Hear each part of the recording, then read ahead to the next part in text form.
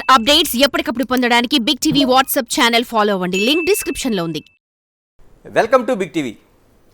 ఈ రోజున big TV స్టూడియోలో ఉన్న వాళ్ళని ప్రత్యేకంగా పరిచయం చేయాల్సిన అవసరం లేదు. మనతో దువ్వాడ శ్రీనివాస్, దివ్యల మాధురి.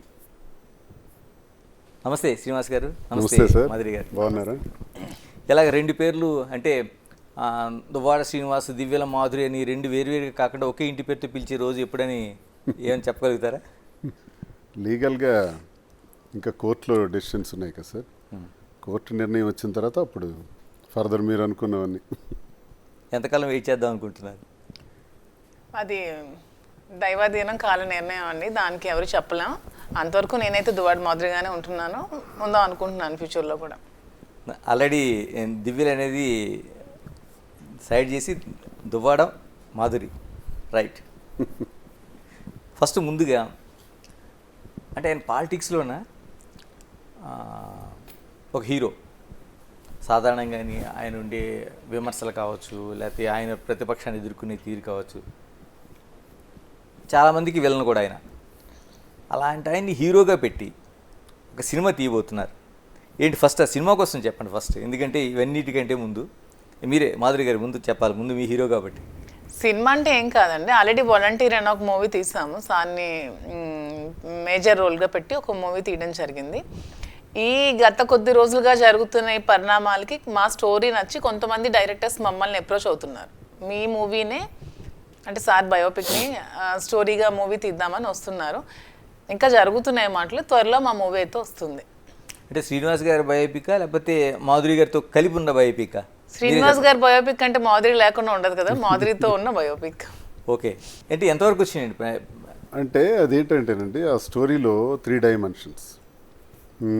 ఒక మధ్యతరగతి కుర్రాడు, ఒక మిడిల్ క్లాస్ బాయ్, ఏదో ఒక ఉద్యోగానికి వెళ్ళిపోయి జీవితం అయిపోయింది అనిపించుకోకుండా ఒక ఉన్నత స్థాయికి వెళ్ళాలి అని అనుకుని తీసుకునే నిర్ణయంలో ఆ మిడిల్ క్లాస్ బాయ్ నుంచి ఉన్నత స్థాయికి ఎదిగే వరకు పడే కష్టాలు, ఒక 25 సంవత్సరాల సుదీర్ఘమైనటువంటి ఒక యజ్ఞం. ఎన్నో కష్టాలు, ఎన్నో ఒడిదుడుకులు, అప్ అండ్ డౌన్స్, పడి. ఒకవైపు వ్యాపార సామ్రాజ్యం. ఈ రెండు అధిగమించుకుంటూ మీదకి వెళ్ళటం చాలా కష్టం. ఆ వ్యక్తే ఒక గ్రానైట్ ప్రపంచంలో, గ్రానైట్ అనేటువంటి మైనింగ్ ఫీల్డ్లో మంచి పేరు ప్రఖ్యాతులు వచ్చే విధంగా ఉన్నత స్థాయికి వ్యాపారంలో రావటం, రాజకీయాల్లో కూడా మంచి స్థాయికి వచ్చేటట్టు జరగటం, ఇవన్నీ కూడా ఒక మధ్యతరగతి కుటుంబీకుడికి ఎలా సాధ్యపడతాయి అన్నది ఒక మంచి ఒక యూత్కి ఒక ఎంకరేజ్మెంట్గా ఉంటుంది. ఇదిలా ఉంటే ఫ్యామిలీ కోణం. ఓకే, ఆ ఫ్యామిలీ కోణంలో వైఫ్ అండ్ హస్బెండ్ మధ్య పెళ్ళైన 28 సంవత్సరాలు, ఒక 4-5 సంవత్సరాలు మినహాయిస్తే మిగతా జీవితం అంతా కూడా ఈర్ష్య, అసూయ, ద్వేషం, ఇవి సాధారణంగా వైఫ్ అండ్ హస్బెండ్ మధ్య ఉండవు. 99% కూడా ఉండవు. కానీ ఎందుకు ఇది ఉంటుంది? ఎందుకు ఇలా వచ్చింది? అసలు కారణం ఏంటి? అసలు ఇలాంటి ఈగోస్ ఏంటి? వైఫ్ అయితే ఏంటి, హస్బెండ్ అయితే ఏంటి, కుటుంబంలో ఎవరైనా బాగుండాలి, కానీ ఎందుకు ఇలా వచ్చింది అన్నది ఆ కుటుంబంలో జరిగేటటువంటి సంఘర్షణ, అదో కోణం. 3వ డైమెన్షన్ ఏంటంటే ఇవన్నీ జరుగుతున్నటువంటి సందర్భంలో మాధురి కోణం. ఓకే, అసలు ఇదేంటి, జీవితంలో ఇలా జరుగుతాయా? అసలు మాధురికి దువ్వాడ శ్రీనివాస్కి సంబంధం ఏంటి?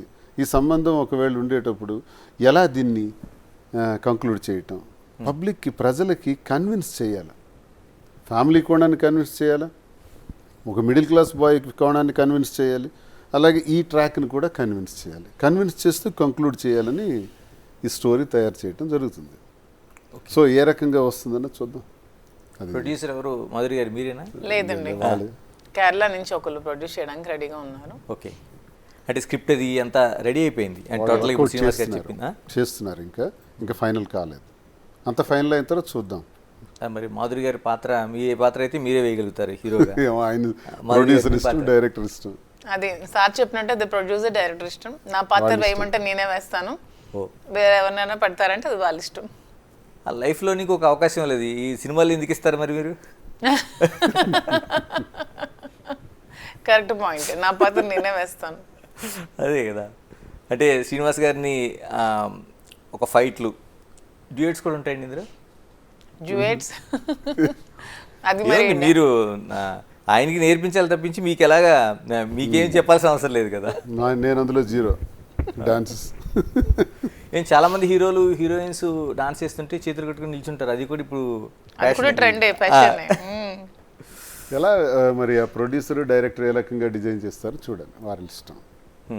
శ్రీనివాస్ గారు, మీ సినిమాది అంటే ఒరిజినల్ కథలోంచి అంటే డైరెక్టర్ ఎవరైనా చూస్తున్నారా, ఇంకా ఎవరైనా వచ్చే? వాళ్ళే చూసుకుంటున్నారు సార్, వాళ్ళే టీం రెడీ అవుతున్నారు వాళ్ళల్లోనే. అంతే యూత్ బ్యాచ్, ఓకే. పెద్ద ప్రామినెంట్ డైరెక్టర్స్ పేరున్న వాళ్ళు కాదు, యూత్ వింగ్స్ వాళ్ళంతా ట్రై చేస్తున్నారు.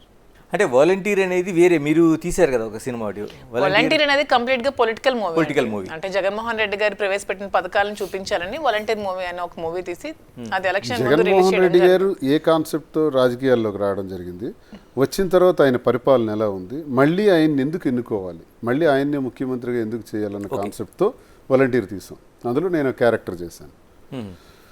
అది కొంచెం రిలీజ్ చేయడానికి ఇబ్బందులు అయ్యాయి, పొలిటికల్గా సెన్సార్ ఇవన్నీ ఇబ్బంది వచ్చింది. యూట్యూబ్ ఛానల్స్లో ఓటీటీ ప్లాట్ఫామ్లో రిలీజ్ చేశాం. ఇప్పుడు మీ రియల్ లైఫ్ స్టోరీ ఒకటి ఉంది, అంటే మీరు యూత్ లీడర్ దగ్గర నుంచి ఇప్పుడు మాధురి గారి వరకు జర్నీ, పేరు ఏమైనా పెట్టారండి సినిమాకి ఏమన్నా? లేదండి, వాళ్ళు ఒక 4 టైటిల్స్ అనుకున్నారు. 2024 లవ్ స్టోరీ 2024 అని ఒకటి. దువ్వాడ శ్రీను మనసు దోచిన మాధురి అనేది ఏదో ఒక టైటిల్ రెడీ చేశారు. ఓ దువ్వాడ శ్రీను మనసు దోచుకున్న మాధురి, అదొకటి Tagline. ఇంకేదో ఒకటి చేశారు, ఆకాశంలో 7 రంగులు. ఓకే, అంటే ఇంద్రధనుస్ లాగా. ఏ నడుస్తున్నాయి, అంటే అన్ని colours ఉన్నాయి ఏది ఫైనల్ మా చేస్తారో storyలోనే. తెలియదు. మీకు అంటే ముందుగా many happy returns of the day. ఎందుకంటే మీ లైఫ్లో ఏం పుట్టినరోజులు ఎన్ని చేసుకున్నారో తెలియదు, కానీ మాధురి గారు చేసిన పుట్టినరోజు మాత్రం మీకు లైఫ్ లాంగ్ గుర్తుండిపోయే పుట్టినరోజు అనుకుంటా. చాలా బాగా చేశారు, ఐ ఫెల్ట్ వెరీ హ్యాపీ. ఈర్ష్య అసూయల మధ్య జరిగే ఇన్నాళ్ల పుట్టినరోజుల వేడుకల కన్నా ఈరోజు జరుపుకున్నవి, ఈ మధ్య November 4 జరుపుకున్నవి సంతోషంగా అనిపించింది నాకు. అందుకని మీకు ఒక కష్టమైన ప్రశ్న అడుగుదాం అనుకుంటున్నాను. మాధురి గారి పుట్టినరోజు ఎప్పుడు, ఎంత గ్రాండ్గా చేయాలనుకుంటున్నారు? December 12. ఓ, నేను ముందుగా ప్రిపేర్ చేశారా లేకపోతే గుర్తుపెట్టుకున్నారా? మీరే కదా ఇప్పుడు అడిగారు, అసలు క్వశ్చన్ అడుగుతారని కూడా మాకు తెలియదు కదా. మీరు అడిగిన క్వశ్చన్ కదా అంటే ఇప్పుడే నెక్స్ట్ మంత్. ఓకే, నాది November, తంది December అంతే. అంటే ఆ రోజున మేము ఆ యూట్యూబ్లో అప్లోడ్ చేసినవన్నీ చూసాం. చాలా గ్రాండ్ గిఫ్ట్ మీకు. అంటే ఆవిడ ఇచ్చిన బహుమతితో పాటు ఆ చుట్టూ అరేంజ్ చేయడం కావచ్చు, మిగతా వాళ్ళందరినీ పిలవడం కావచ్చు, మిమ్మల్ని వెల్కమ్ చెప్పడం కావచ్చు. మరి మీరు ఎలా ప్రిపేర్ అవుతున్నారు? నేను నా పేరు చెప్పి తనే అన్ని ప్రిపేర్ చేస్తాను సార్, నేను అలా నిల్చుంటాను. ఏదో సరదాగా ఎంటర్టైన్ చాలా కాలం అలా నిల్చొనే తప్పు చేశారేమో.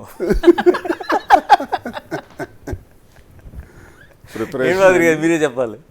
అంటే మేబీ అయ్యుండొచ్చు, కానీ అతనికి సర్ప్రైజ్ చేస్తాను అలాంటివన్నీ అలవాట్లేదు ముందు నుంచి. నేను కూడా ఏం ఎక్స్పెక్ట్ చేయట్లేదు. సరదాగా ఉంటాం, చేసుకుందాం. మంచి జీవితం కదా, అనుకున్న జీవితం, కోరుకున్న జీవితం, బాగా చేద్దామని. For more videos like this, subscribe Big TV channel.